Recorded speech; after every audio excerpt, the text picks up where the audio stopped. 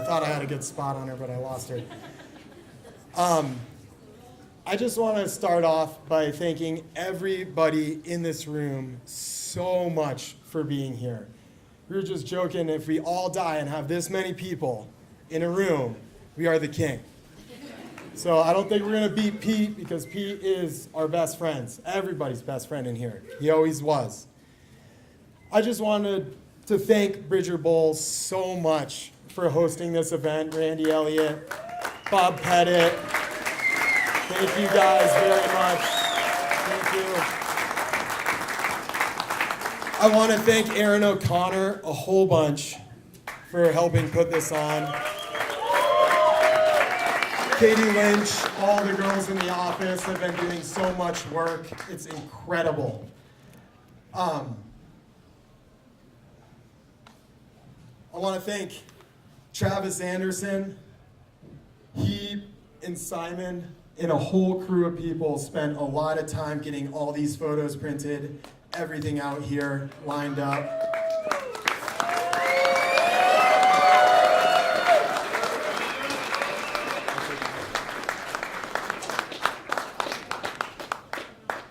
Bubba's in fucking shape. So we got a dope new picture of Pete in the lodge that's going to be here till the lodge gets torn down.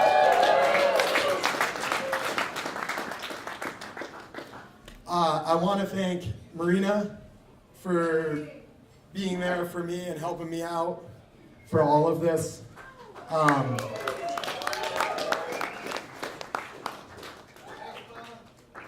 also want to thank everybody that I've given a hug to, and I haven't gotten to you. Please find me. I would love to hug you, because this is incredible. Pete was one of my best friends, best ski partner, and this is overwhelming. So thank you.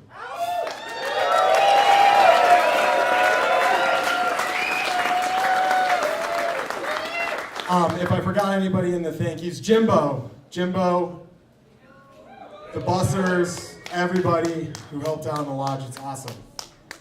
We're gonna take a minute, and there's some people who would like to come up and talk. Those people know who they are. We're gonna go through that, and then we're gonna have a little open mic. If people would like to come up, it'd be awesome. If you would like to speak, kind of move forward. And then at the end, we're gonna do a big cheers. And there's gonna be a photographer on the step ladder in the back corner there. So when I come back up to do the cheers, it'd be awesome if everybody could stand up, file around, make sure your face is seen, move that way. We're gonna take a picture of him, us all cheersing, and then one with all of our hands down so we can see faces. So.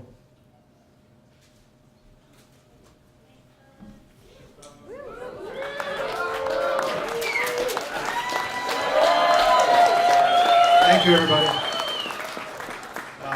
I just need to second the fact that this is completely overwhelming. And I couldn't be doing it without each and every single one of you.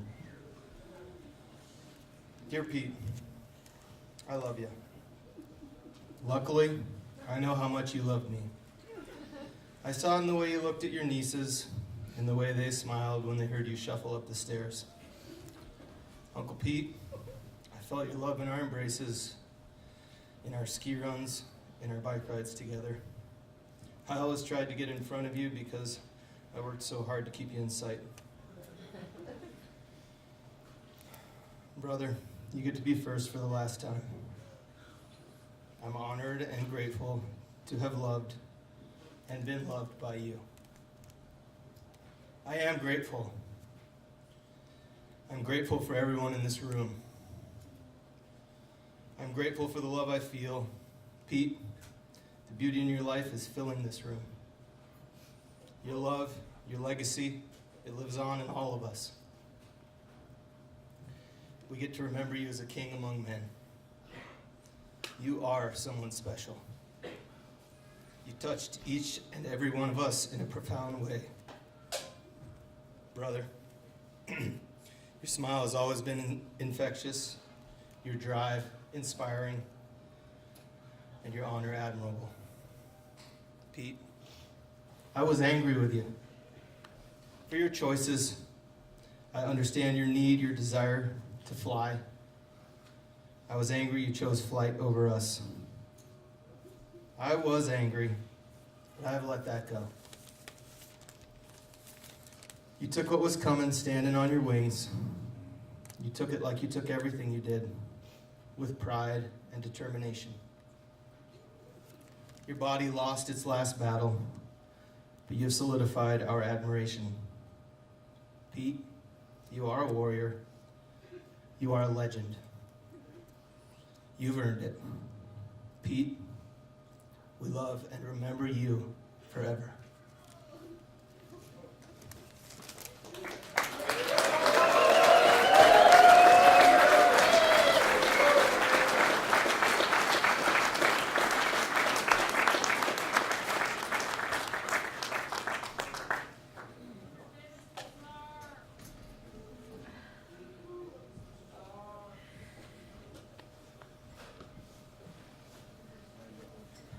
Hi guys.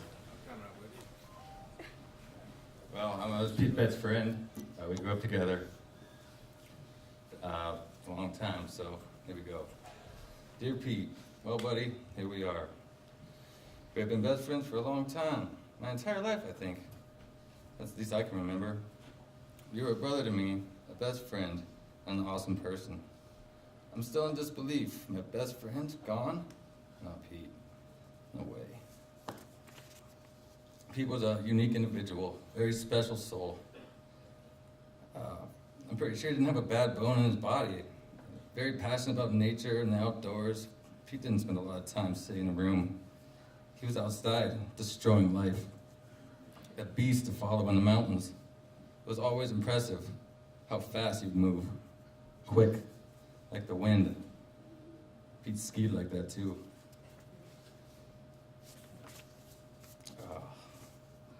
Not to toot his own horn, but Pete would always say, I kicked some serious academic butt. He worked hard, and he played harder. He was the best dishwasher Bozeman had ever seen. He worked all night to ski all day. It didn't matter to Pete. Whatever you were doing, do it. Or else what's the point? Pete always gave a little extra, and he always stood out. He was a gentle soul who was taken too soon, and I will miss his smile, him always checking in on me wherever I was, following me into the wild wilderness. I'll miss skiing with him, and he needs to fly with the ravens, my brother, for you'll always be with me. Lazar family, I love you guys so much. Pete, he was love, he was light, he was pure. The world lost a great person. He was at his best, 35 and taking life by the reins. He had so much going.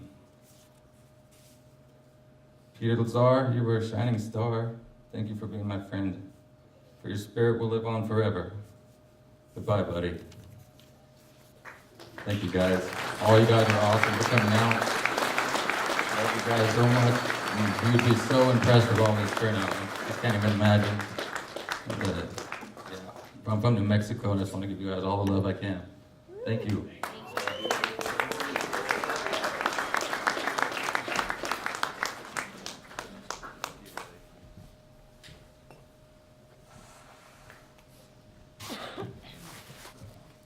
Hey, I'm Squirrel, and I started skiing with these guys, the Lazar brothers, among a few other people that moved up here from Taos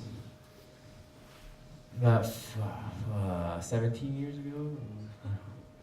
Anyways, it was nice to see some fresh faces, eager. Pete was super eager. And I used to drag these guys all over the state of Montana to just show them lines, and they would always push me, and we'd discover bigger lines, and I was anticipating even skiing. It was usually because I didn't have a car, but Peter would always be the first one ready to go do something new and really push the boundaries for me. And I've been thinking a lot of funny stories about back in the day. Most of them are inappropriate, but Just one quick one. The first time we skied Reefer Ridge out in the Beartooths. There's a few people here in this room that were there. And Pete just got Raja, the puppy. And we skied waterfall shoot. And we were pretty beat, and I think dehydrated and out of water. And we got to the lake down there, bushwhacked through. And we're just sitting there like, man, this is so beautiful, and this water is so nice and pure. And people are drinking the water because we're like thirsty. And then Raj just like squats and takes a big dump right in front of us, and we're just like, so anyways, that was the one I chose to tell tonight. We can talk later if you want to hear some more detailed, funnier stories that are not PG. But I love you guys, man. I'm happy I made it up for this special. For Pete, man. For Pete. Thank you guys.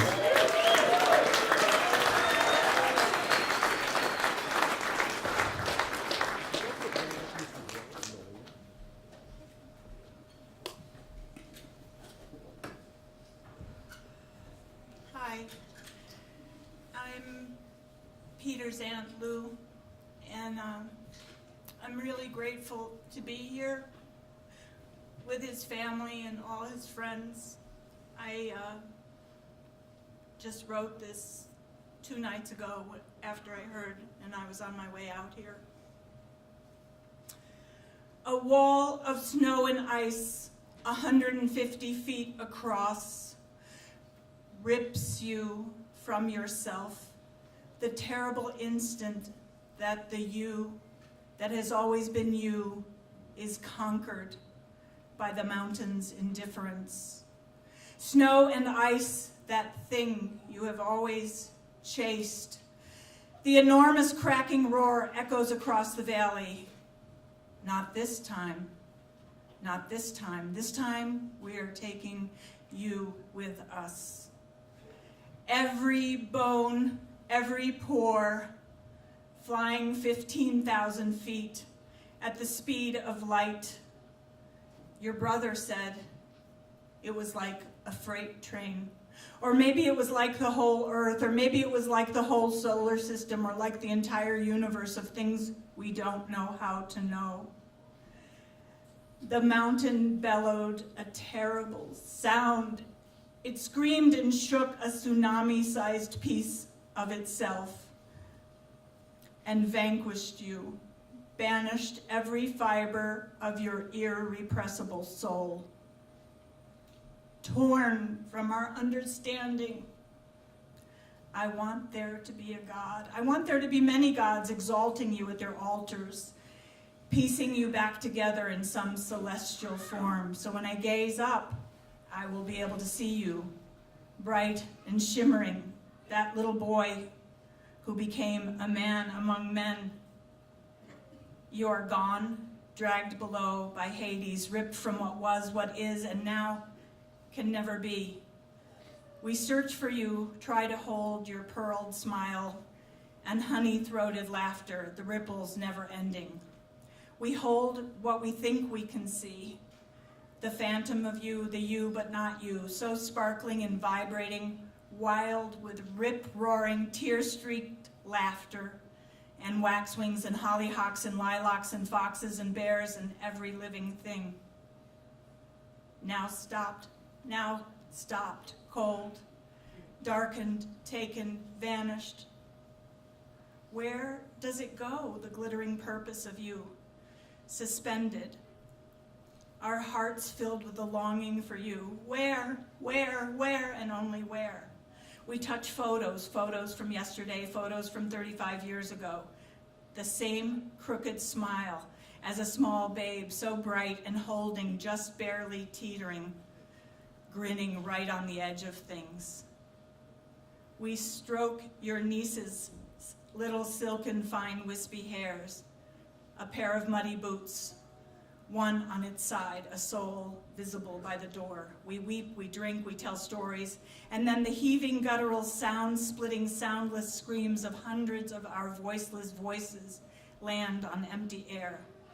my heart, my mind, my skin, my teeth, my brain try to hold on to you. I try to find you.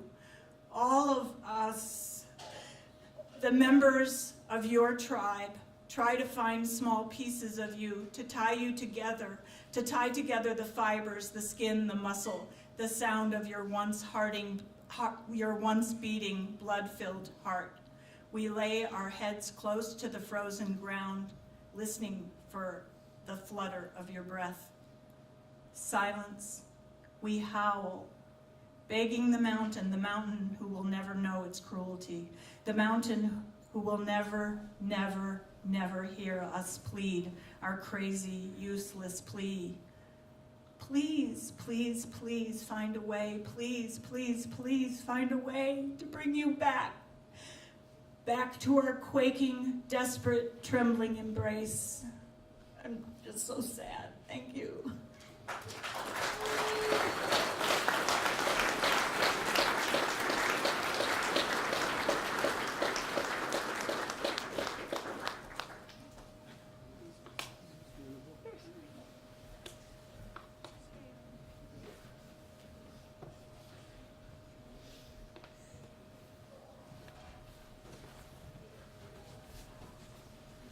Read off my phone.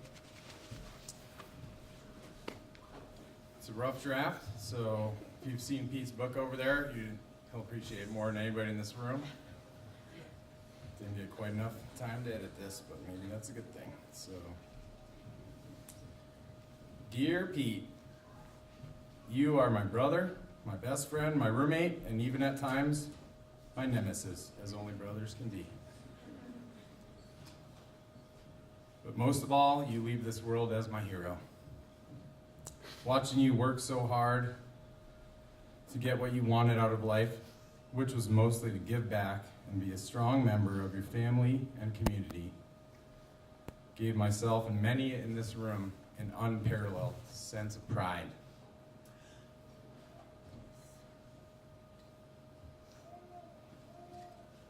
I'm so fucking proud of you, Pedro. You are a kind and generous soul. Instead of standing up here until next week and talking about everything that Pete excelled at, I'd like to mention the one sport he struggled with, and that sport was ice hockey.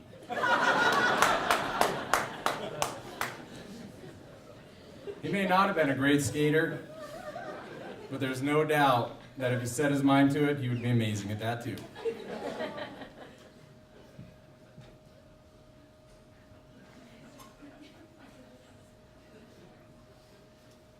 I could go on and write an encyclopedia of things that Pete knew more about, or simply list everything in the existing encyclopedia.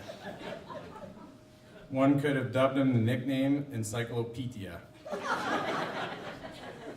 From his years spent in fishing boats in Alaska, one more thing on the long list of what Pete knew more about was working on engines. While I don't know much, what I do know about motors is that Pete was the spark plug to mine.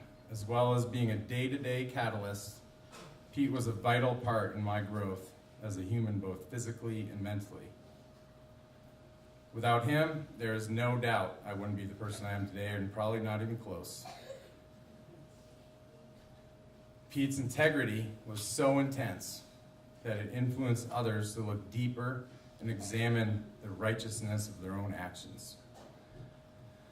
As I prove through the decades of imagery I have on file of Pete, I relive the best moments of my life. From the endless powder skiing to watching ravens soar on the top of Texas meadows, ravens playing games on the top of the Elkhorns, climbing mountaintops under the moonlight, eating Frito pies, biking all over the Rockies, watching the electric glow Pete had around his nieces. Seemingly every moment with Pete was a magical moment. In my early years of skiing with Pete, I learned that it was best to let him go first. Not because he was champing at the bit, or because he would likely just blaze by you halfway down the slope. Nope, that wasn't it at all. It was because it could be a lucrative endeavor. One day, circa 05, we hiked out the D route and dropped into Morning Glory, then met up at the junction of Job 2, and Rex's rib, where Pete dipped, ducked, dived, and dove through the tight trees as I hastily tried to keep up. As I ducked through one branch, a grouse flushed and hit me in the arm. At that very moment, so I was immediately thrown into the back seat and stunned. At that very moment, I realized there was also cold, hard cash fluttering into the wind, as though the grouse was sitting on a money tree. I stopped and hurriedly snatched the cash that Pete had left sitting in his unzipped top pocket of his pack. This marked probably the first time ever Pete was happy to be waiting on the hill. Pete and I shared the happiest moments and the saddest moments of our lives, but most of all, we shared blissful moments in the mountains, free of worry, watching ravens play games as they smoothly glide through the air, just like Pedro on a pair of skis. Without a doubt, you are finally free, effortlessly soaring on a thermal, scouting lines, and doing barrel rolls in the sky. One day, I will be right there with you. Thank you.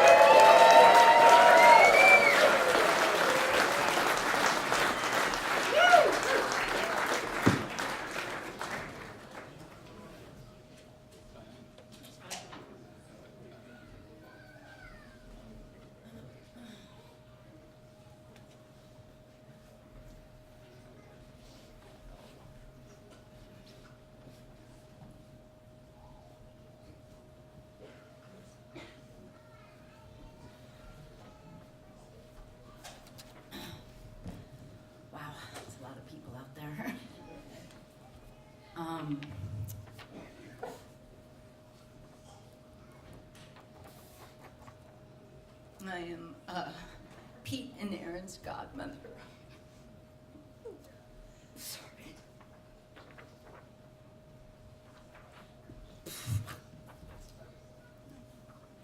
Okay.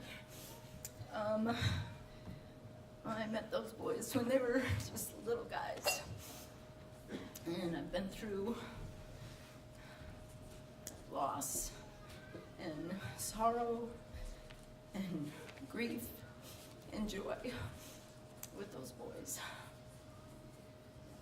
And as we all know, Pete had that contagious giggle. He sort of like giggled when he talked, you know?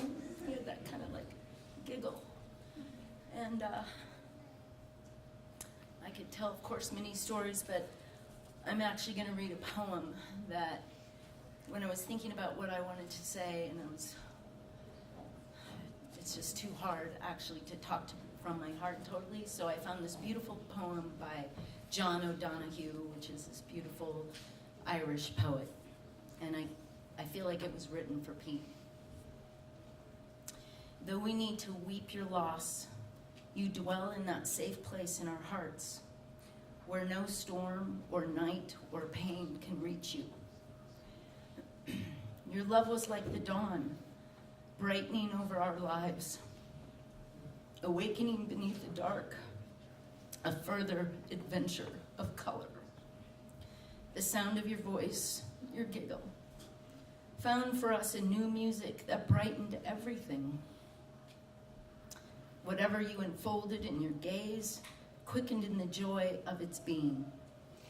You placed smiles like flowers on the altar of the heart. Your mind always sparkled with the wonder at things. Though your days were brief, your spirit was alive, awake, complete. We looked toward each other no longer from the old distance of our names. Now you dwell inside the rhythm of breath, as close to us as we are to ourselves. Though we cannot see you with outward eyes, we know your soul's gaze is upon your face, smiling back at us from within everything to which we bring our best refinement. Let us not look for you only in memory, where we would grow lonely without you. You would want us to find you in presence, beside us when beauty brightens, when kindness glows, and music echoes eternal tones. When orchids brighten the earth, darkest winter has turned to spring. May this dark grief flower with hope in every heart that loves you. May you continue to inspire us to enter each day with a generous heart, to serve the call of courage and love. Until we see your beautiful face again,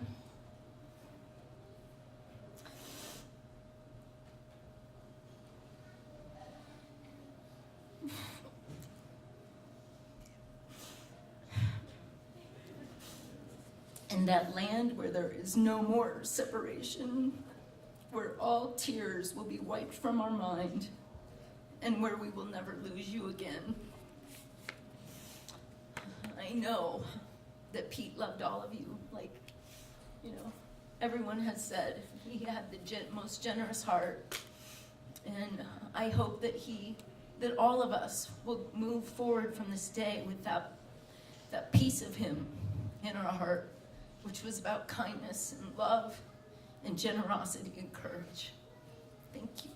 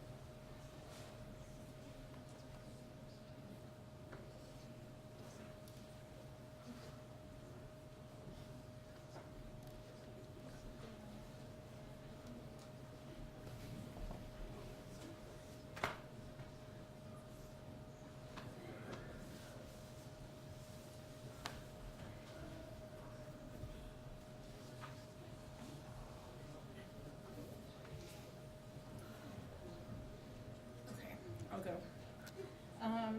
So a few years ago, my sister married. I got a brother-in-law, she got a husband, and we both got a brother. Pete touched my life like he has all of you. We connected over our useless degrees in fish and wildlife management, and that we desired structured, driven exercise for exercise's sake. We loved him as a family member and tried to recruit him for family vacations because he rooted all of us, kept us on our best behavior. Like Bill and Lyd said, Pete? Yes, Pete. But what I miss the most is that I always felt seen and heard by Pete. He listened and he empathized in whatever form that took. He always gave a great big hug and locked eyes over the tears. He even patiently waited for me and my sorry-ass downhill biking skills without ever acting impatient. So Pete, the other day, while driving it out on the treadmill, a few things became comfortably clear. I felt your hand on my back, and you told me that you're a hopeless wanderer and that I will find your spirit in the mountains.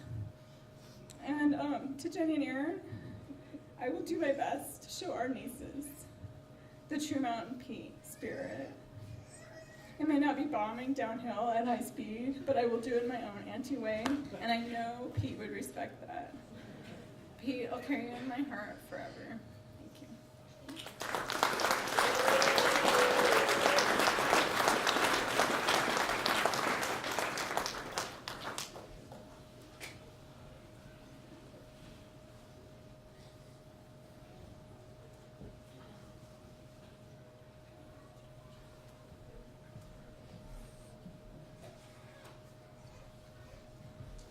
Pete, it's okay, man. I haven't skied in a few years, but the last time I remember is for you and Aaron on the north boundary. It was such beautiful times. I've skied that behind with you so many times. I miss you, brother. Your style, your power, your grace blew me away. You made me stop tally skiing. I was just like, fuck this shit. I should alpine ski. Like, and you showed me how. I was like, this guy is just like a beautiful man. Like, I met you through Xana and some friends. Man, I miss you so much. I wish so many things. I'm sure all of us did. But I wish I could have spoken to you more in the last few years. You really distributed so much to us. You're a powerful man. You know that.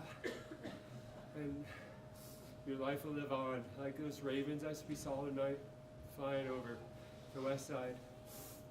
It was beautiful, man. And you will live on in all of us. So thank you, Pete. Thank you very much.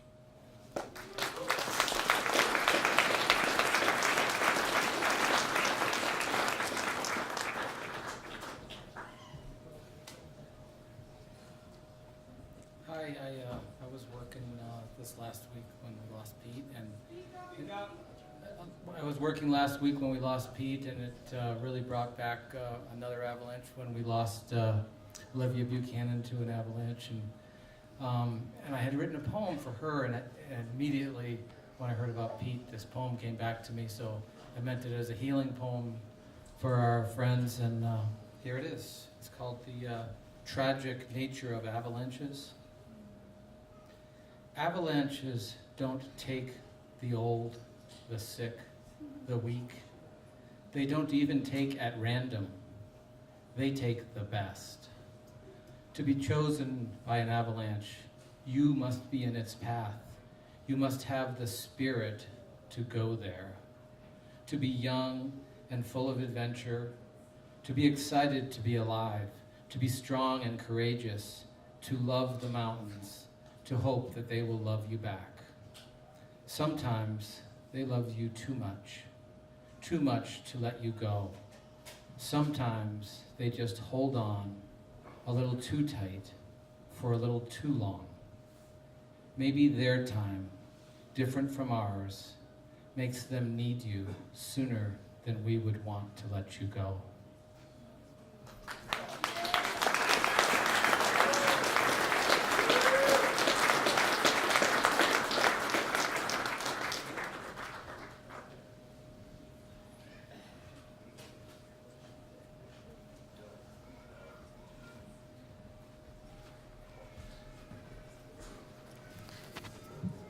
Is there anybody else who would like to say anything? I knew it. I forgot to thank Matt Shortland and Rob Wills. And I was thinking about it and I felt really bad. So thank you.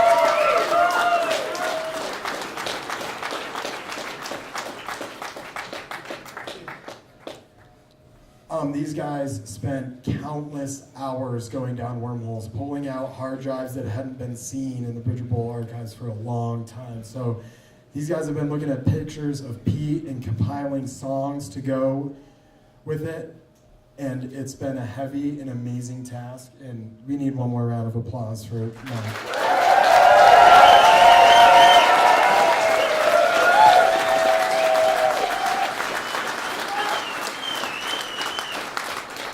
Yeah, Lee's poem said it awesome. You know, sometimes it's just time, and maybe there's a higher meaning. Who knows? I hope to one day ski with Pete again. The biggest thing, me and Pete used to be at VC first chair and then bust out the side step on the high tee. And the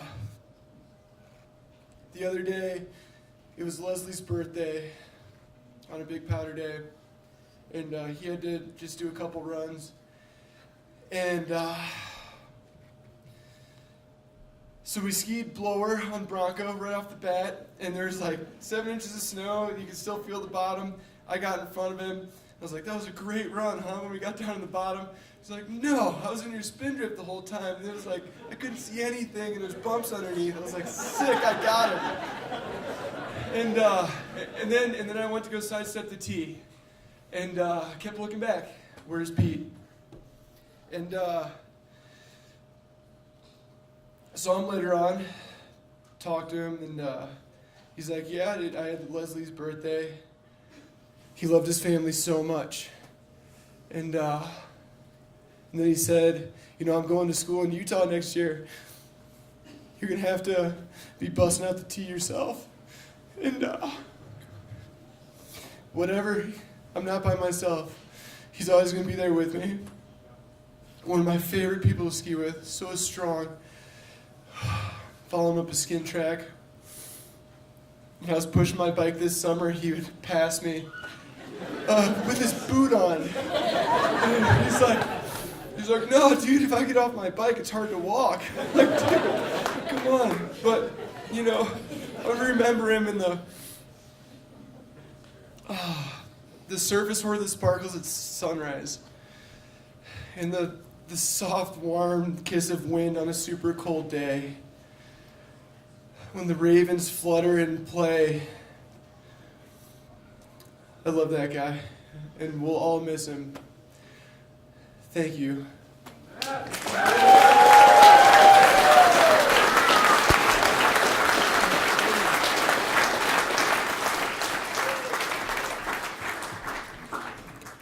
If there's anything else you would like said, there's comment cards over here on the long table. Please fill one of those out. There's also books that we would love for people to sign, contact information if you would like.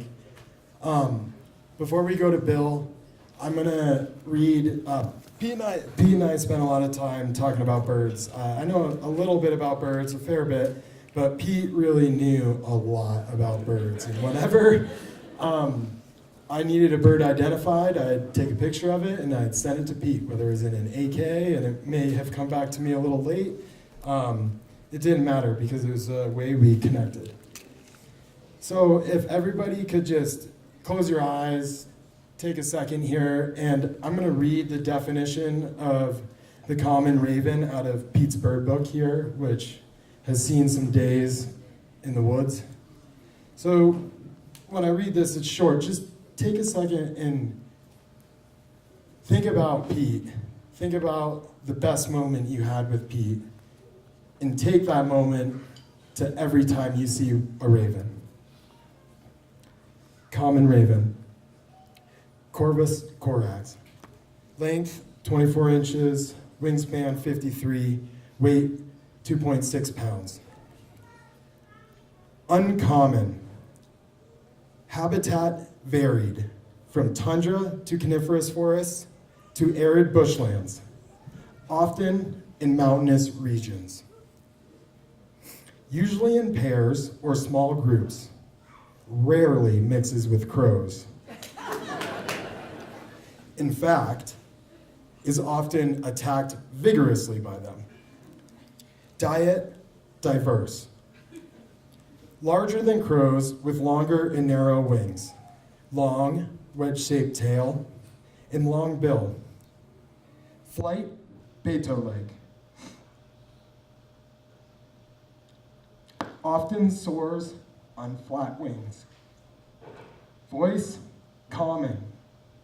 Call, a deep baritone croak, Aaron. Other calls varied, from hoarse croaks to high bell-like and twanging notes. I'm going to give the mic over to Bill.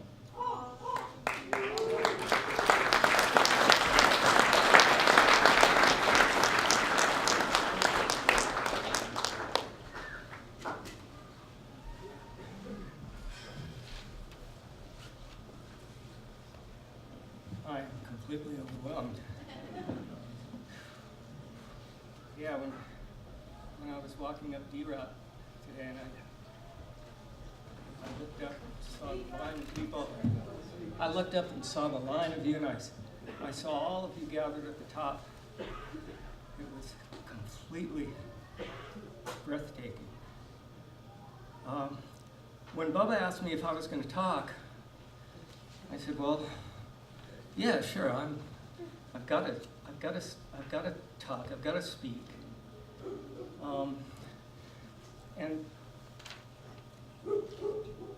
And it was really difficult for me to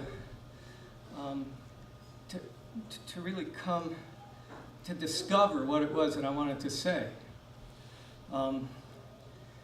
Because it's really brutal to talk about my son.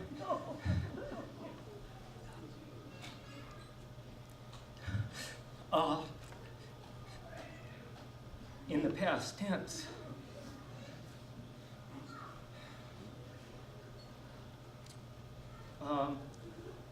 And to have to feel the need to retell how he died. But I find that I need to tell it over and over. Just like I need to hear Aaron tell and retell how he waited up on the ridge for hours, knowing he had a plan to go recover Pete's body, but also knowing that was plan B. And he had to leave. He had to leave the work to somebody else.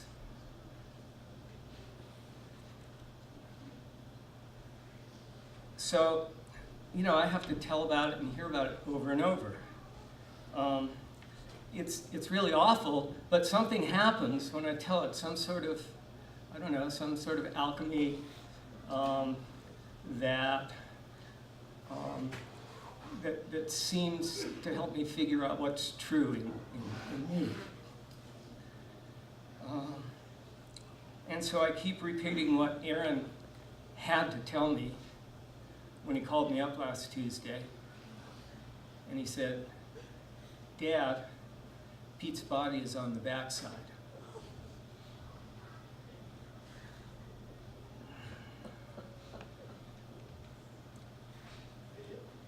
So maybe someday I won't have to keep repeating that. I don't know, but I have to now. I have to keep talking. And I think Pete would understand exactly why. Pete talked.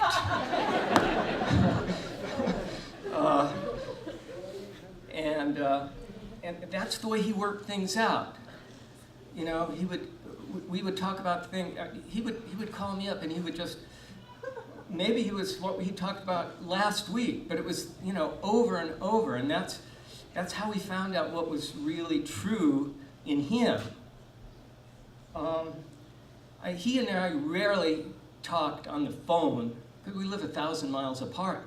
We rarely talked on the phone less than 45 minutes. Well, I mean, did I say we talked? Yeah. Pete talked, you know, and I would say, hi, Pete. Yeah, yeah. Oh, yeah, that's right. Well, yeah, I understand that. Yeah, I love you too, Pete. Cheers. Yeah. So, you know, in Judaism, there's a poem that we chant every year at Yom Kippur, and it's which is a ritual of atonement and forgiveness, and it's always it always really pierces me really deeply. It's very meaningful to me. So here's part of it. How many will pass from the earth, and how many will be created? Who will live? Who will die? Who will die after a long life, and who before their time? Who by water, who by fire? Who by sword? Who by beast? Who by fire? Oh, who by famine? Who by thirst? Who by upheaval? Who by plague? Who will rest? who will wander, who will live in harmony, and who will be harried, who will enjoy tranquility and who will suffer, who will be impoverished and who will be enriched, who will be degraded and who will be exalted. Life's really fragile. We don't know from day to day what good or what ill may come to us. And that's not really comforting, I find. I mean, it's pretty stark. I know, for example, that death comes to everybody. As Pete would say, it is what it is. But I don't know, that's not particularly comforting at this moment, you know. I mean, I know that Pete was poetry on skis, and I know that he went out. Yeah.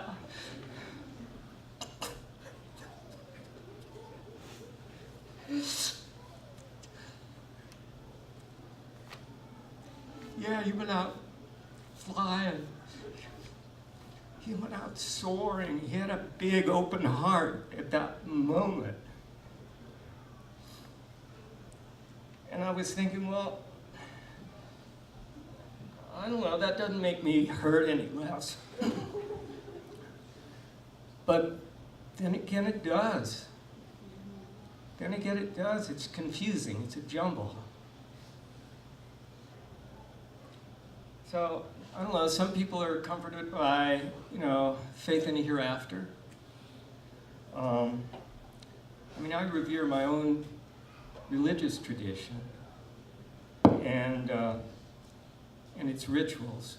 But for me, religion isn't about a world to come. It's about the world that we're living in right now. The rituals are, for me, a technology, you know, a way of reminding us to try and live every day with compassion and with mercy, with loving kindness, with a sense of justice. I know Pete tried to live that way. And while I could go on for hours telling you about all the things that make me proud of him, ultimately comes down to one thing. I know he tried every day to live with compassion, with mercy, with loving kindness, and with a sense of justice.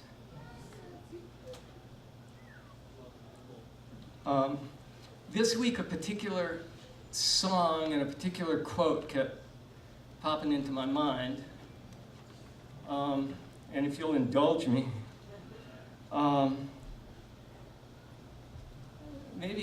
probably most of you are too young to know the song Alfie.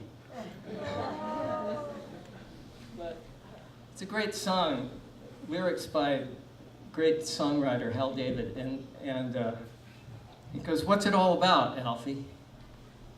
Is it just for the moment we live?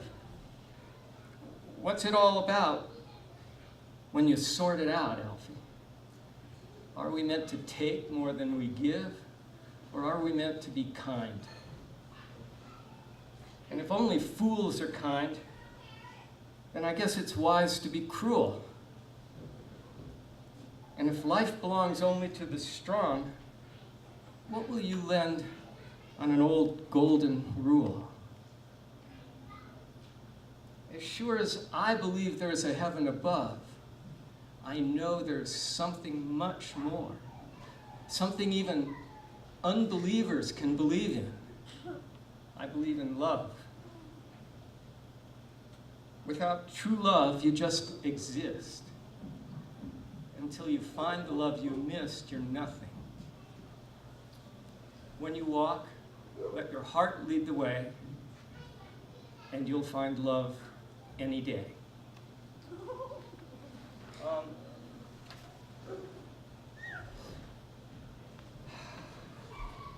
The other thing that kept rolling through my head was a quote I read by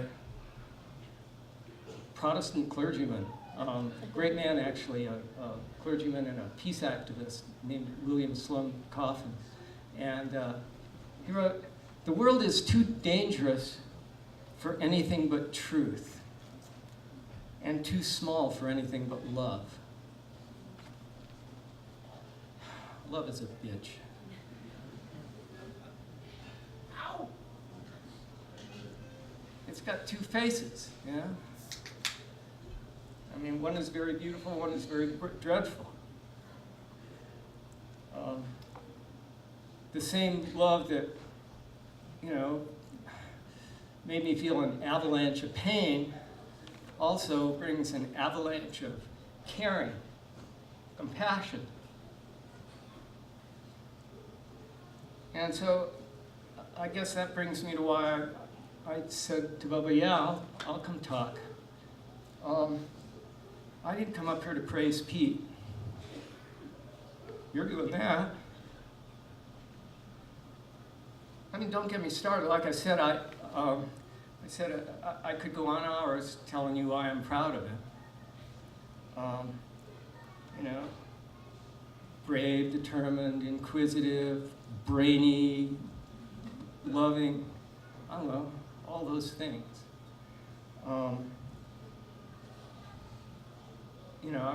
I loved watching Pete grow into a man. I loved learning that there was, pretty much nothing that he set his mind to that he didn't do really well. Well, except maybe clean his room. They managed to,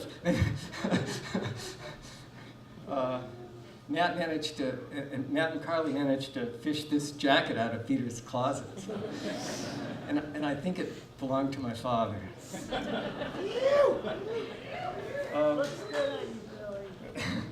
So I really came up here to praise you.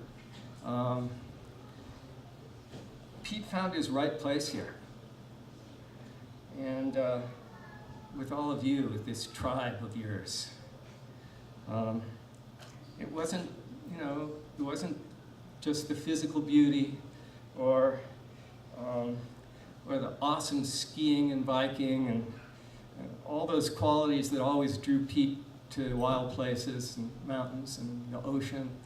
It wasn't that. You can find those things in a lot of places. But Pete and Aaron found something really special here. Blair Wood, you must be here. I'm going to call you out. I didn't even meet you the other night, but Aaron told me who you are.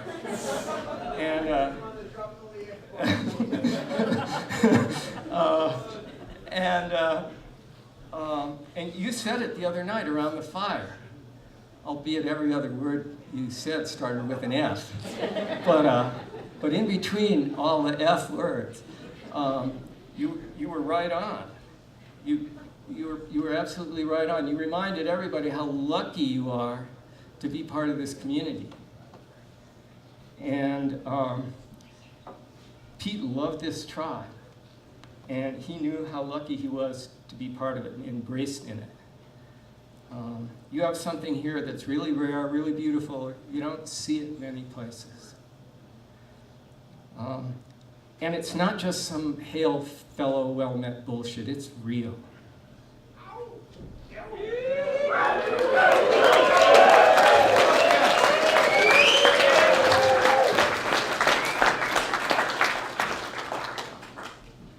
So, I've felt this week so much real compassion, real caring,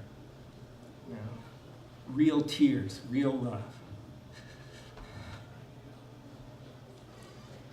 So, I don't know, the people who came together to form this tribe, this Bridger tribe, probably a couple of generations ago, we were talking about this the other night, they surely knew that they were doing something special, and they passed it on to you, and you can pass it on to your kids and your grandkids.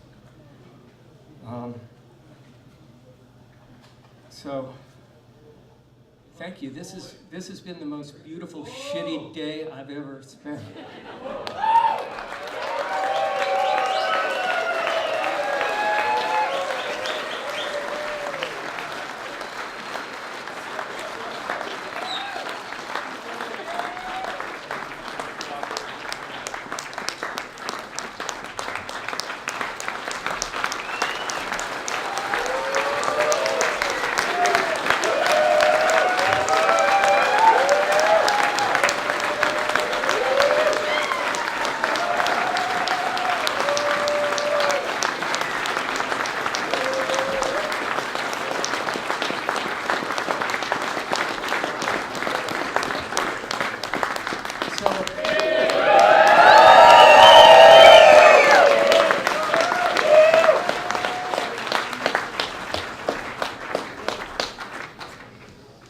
I know probably not too many of you are viewers,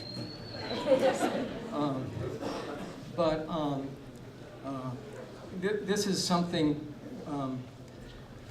This is a prayer that's said for people for departed, and you have to have at least 10 people to say it. So I think we're good. It's not a prayer that asks for anything personal. Instead,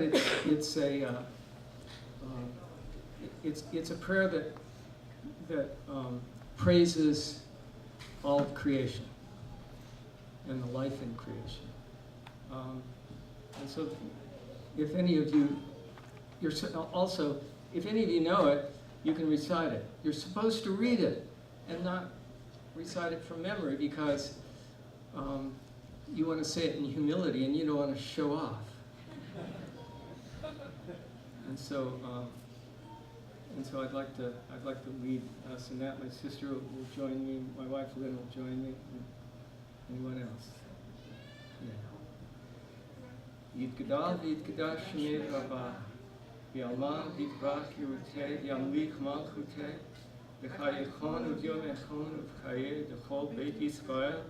V'agala u'bizman kari v'imhu amen. Yechei shmei Rabba mevorach ve'olam u'lalmei almai. Yitbarach v'yishtabach v'yitpa'ar v'yitchomam v'yitnaseh. V'yithadar v'yithaleh v'yithalal shmei v'kudisha v'yichu. Le'elam in kol v'chata v'shirata. Tush bechata v'nechemata. Yalma v'yalma v'imhu amen. Yehei shlama Rabba min shamayim. V'chalim aleinu v'yal kol Yisrael v'imhu amen. Oseh shalom v'imruma. Hu ya'aseh shalom. Aleinu v'yal kol Yisrael. V'yal kol yoshvei tevel, all of creation. V'imhu amen. Thank you. I love you all.